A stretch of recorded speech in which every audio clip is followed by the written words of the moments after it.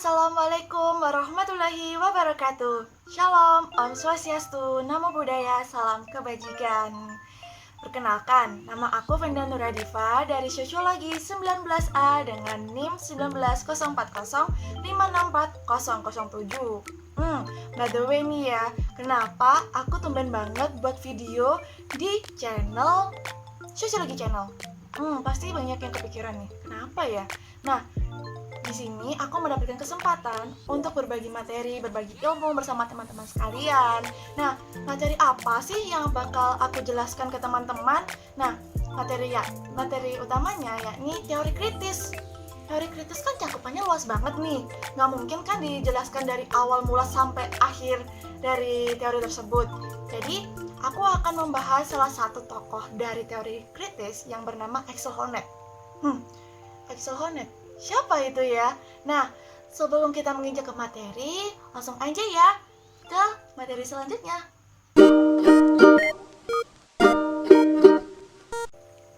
Pada poin pertama, yakni mengenal lebih jauh tentang Axel Honneth. Nah, Axel Honneth itu siapa sih? Dan apa sih kontribusinya dalam teori kritis? Langsung aja yuk. Axel Honneth atau biasa dikenal dengan Honneth lahir di Essen, Jerman Barat pada tanggal 18 Juli 1949. Dia dikenal sebagai murid dari Jürgen Habermas dan belajar di daerah Bonn, Bochum, Berlin, dan Munich di salah satu universitas gratis Berlin dan sekolah baru sebelum ia pindah ke Johann Wolfgang Goethe, lebih tepatnya Universitas Frankfurt pada tahun 1996. Sejak 1983 sampai 1989, ia pernah menjadi asisten keilmuan untuk Jürgen Habermas pada sekolah yang sama, Universitas Frankfurt. Honneth merupakan profesor humanitas pada Departemen Filsafat di Universitas Columbia, menjadi profesor filsafat politik di Universitas Freie Berlin pada tahun 1991 dan 1992. Ia juga mengajar pada mata kuliah ilmu filsafat di Universitas Konstanz.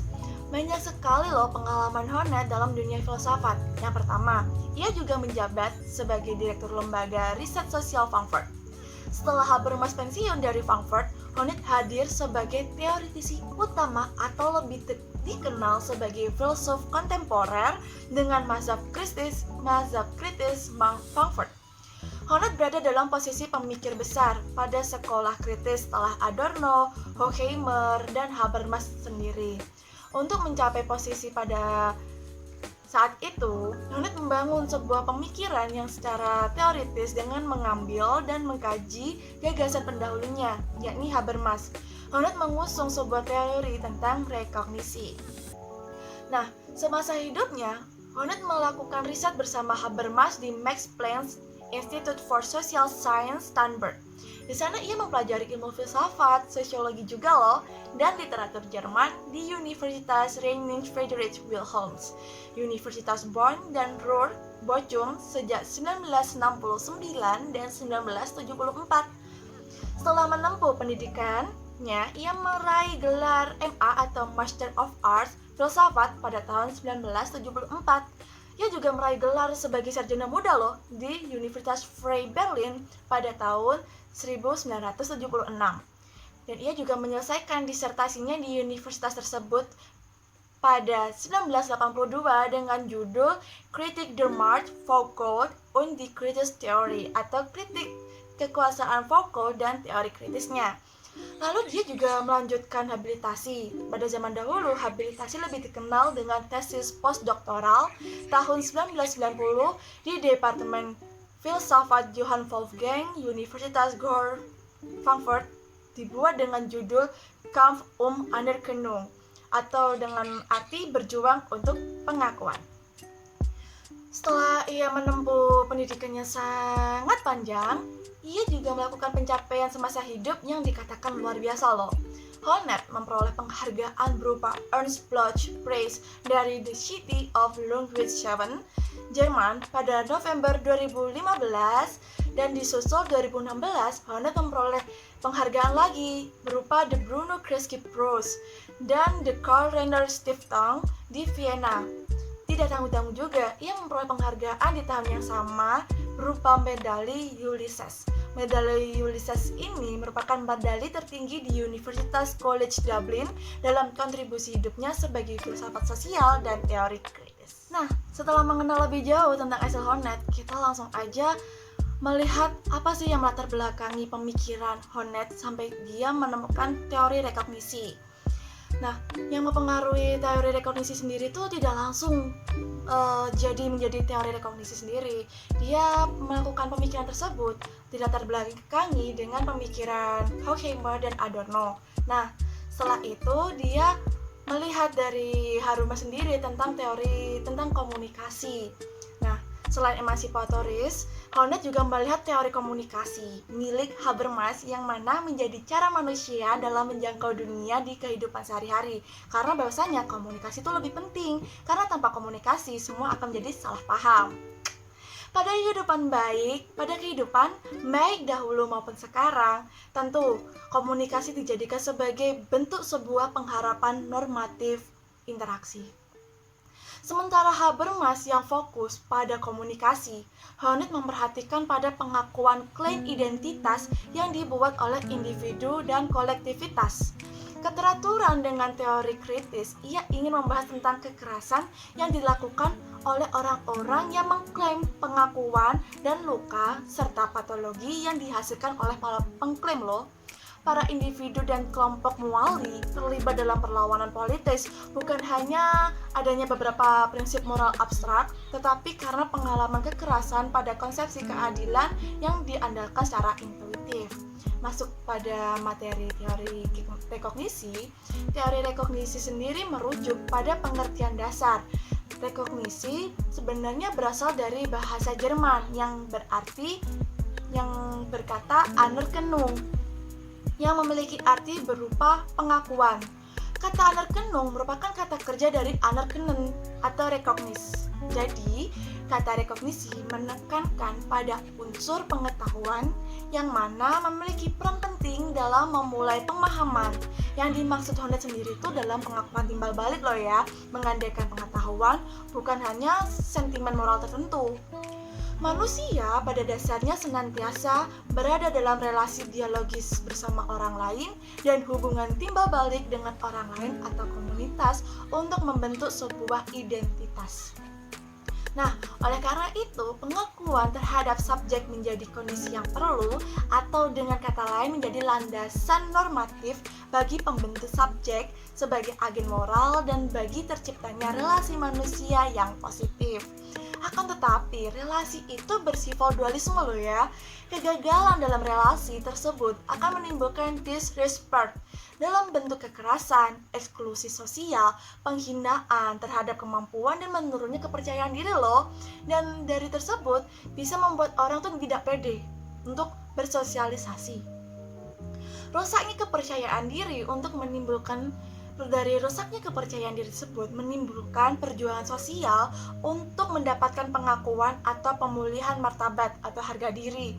Untuk itu, Honneth menawarkan untuk suatu relasi intersubjektif yang berdasarkan pada pengakuan atau rekognisi. Dalam teori rekognisi Honneth, terdapat 3 wilayah pengakuan loh. 3 wilayah pengakuan tersebut terdiri dari self-confidence, self-respect, dan self-esteem. Ketiga hal ini menurut Honneth ia bentuk relasi praktis terhadap diri, yaitu practical relation to self. Ketiga hal ini bukanlah murni sebagai kepercayaan terhadap suatu pribadi atau wilayah emosional, melainkan proses dinamis di dalamnya. Individu-individu mengalami bahwa mereka memiliki status tertentu. 3 hal tersebut terangkum sebagai berikut, yaitu hidup afektif yang terlindungi dalam ruang intim atau dinamakan cinta. Subjek bisa melihat dirinya sama dengan orang lain sebagai subjek yang penuh secara hukum. Dan yang terakhir, subjek bisa melihat bahwa kontribusinya dalam kehidupan bersama diakui dan diterima. Nah, dalam ketiga wilayah pengakuan dari Honneth, kita bahas satu-satu yuk. Ya, dari ketiga wilayah pengakuan dari Honneth, mari kita bahas satu-satu yuk. kita kupas bersama-sama. Yuk! Yang pertama, soal cinta dan kepercayaan diri atau love and self-confidence. Sebagaimana tadi dijelaskan bahwa Hornet menekankan rekognisi sebagai prakondisi bagi aktualisasi diri. Untuk dapat mengaktualisasi diri, seorang pertama-tama perlu memiliki kepercayaan diri loh. Kalau nggak percaya diri kan nggak bisa mendapatkan cinta. Menurut Hornet, kepercayaan diri dapat dibangun dalam relasi cinta. Hornet menggambarkan relasi cinta antara ibu dan anak. Itu gambaran paling sederhana. Relasi cinta dan persahabatan menurut Hornet merupakan basis atau dasar bagi kepercayaan diri atau self-vertrauen atau trust in oneself.